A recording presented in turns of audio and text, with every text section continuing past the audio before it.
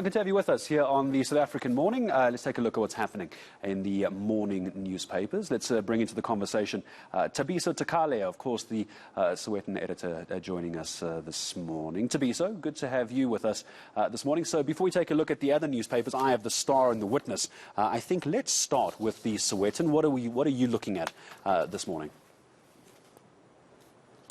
Good morning, Gareth. Thank you for the invite. It's Thabiso Thakali, and I'm the executive editor at Sowetan.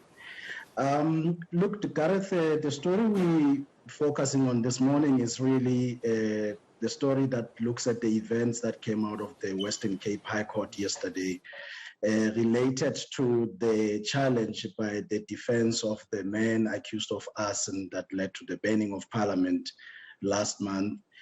Basically, the defense is was basically looking at the reversal of a decision by the lower court to send him for a 30-day psychiatric evaluation.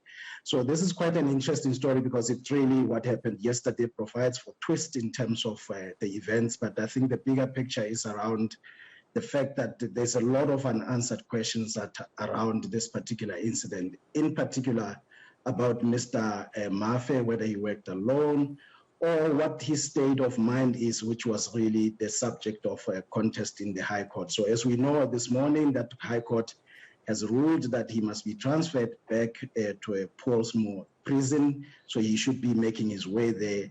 That's a story of focus for us. It's quite an interesting one because obviously there is those questions about what the defense legal strategy is with regard to this particular case. And in particular, I think there's an essence or a feeling of the fact that the defense could be determined to prove that Mr. Mafe is not guilty, and therefore they see the move to refer him to a psychiatric evaluation, not only as procedural in terms of the law, but also probably because they think it's an inconvenience. It will delay the process of actually being able to get to a court of law and prove that he's innocent. Yeah, it's still one of the biggest stories as well. Your headline reading, Mafe wins round one. That's the Sowetan, so big story as far as your newspaper is concerned to be. So let's take a quick look then, just about 30 seconds at the Star newspaper. Results of matric cheats to be blocked. So Umalusi climbing in on this. I mean, it's a time for celebration.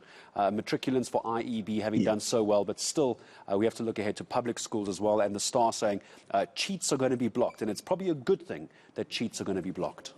Yeah. Absolutely, Gareth. But I think there's a lot of questions also that remain unanswered in that particular. We've seen this particular story playing out almost every year, while the Quality Assurance Body has said that the results are credible, whatever the incidents that led to this decision of saying they would block these matriculants will not compromise the overall integrity of the results. I think the question marks around the fact that what is the scale of this particular alleged early access into these question papers. So it's a big story. It's one that we will have to follow with great interest going forward. The Witness newspaper is going to be our last paper. We'll pick up on what I think is going to be a very interesting year politically, especially for the ANC, an elective year for them. So the Witness headline, municipal bosses in KZN are facing the axe. It's the newly elected ANC leadership. This is in the Moses Mabhida region, if I'm not mistaken, putting the pressure on ANC managers to get on with their jobs or get out. And that's essentially what it is. But the critics, I'm sure you'll agree, are going to say that's all because it's an election year. We're trying to make it look good. What's your view? Absolutely.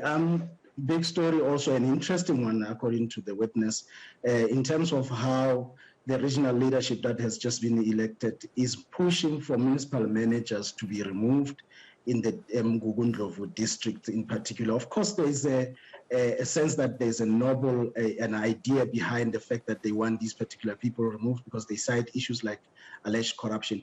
But I think quite worrying as well if you think about it, because it gives us again a picture of something that we've seen playing itself out of quite a number of times, where the political party seems to be interfering in the affairs of the state. And in this particular instance, I mean, the political leadership wanting municipal managers fired seems to be a bit of a stretching of their power in this instance. Well, I appreciate your time in speaking to us this morning about the Sowetan, the Star, and the Witness as well. And I appreciate the correction, Thabiso. I'm sorry for saying your surname incorrectly. Allow me to correct that. Thabiso Thakali, executive editor of the Sowetan newspaper.